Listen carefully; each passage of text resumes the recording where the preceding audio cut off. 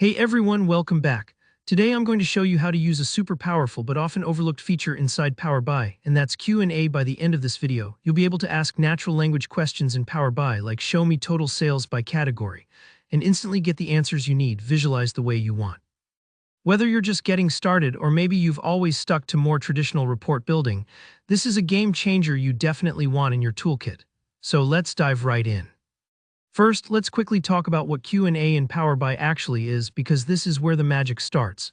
Q&A is an AI-driven feature, which just means it uses artificial intelligence to understand the questions you type in plain English. So rather than building a report step by step, you simply ask a question like, show sales by category in 2025, and Power BI will almost instantly generate a bar chart or table for you. It's like having your own data assistant right inside Power BI, ready to help out at a moment's notice. Okay, step 1. Enabling the Q&A feature in your report. Open up your Power BI desktop. You can use whatever report you like, but make sure you've got some data in there to ask about. On the right side of your screen, you'll see the Visualizations pane.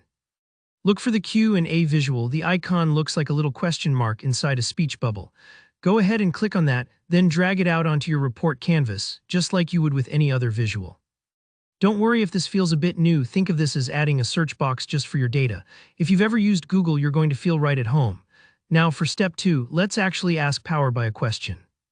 Click inside the Q&A box that's now on your canvas. You'll notice right away that it's not just a blank field. As you start typing maybe something like total sales by region, Power BI automatically tries to understand what you're looking for, suggesting different ways to phrase your question or even offering to auto-complete. This is super helpful if you're not quite sure how to ask. The tool is guiding you, almost like training wheels when you're learning to ride a bike. Try a few different questions. For instance, ask for the top 5 products by profit or average sales in 2020 by category. You'll see Power BI transforming your questions into visuals live as you type.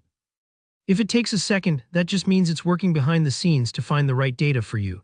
Step 3 is all about customizing the results. Sometimes Power BI will give you a chart that isn't quite what you pictured. Maybe you were expecting a line chart, but it shows you a table instead.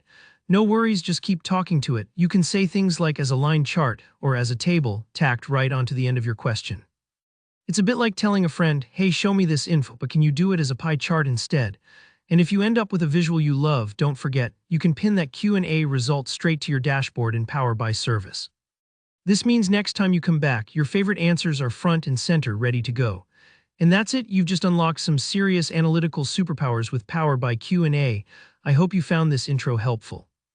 If you learned something new, give the video a like, and if you have questions, maybe there's a trick you want to see, or something didn't quite work on your end, drop a comment below. Don't forget to subscribe for more beginner-friendly Power BI tutorials, and I'll catch you in the next one.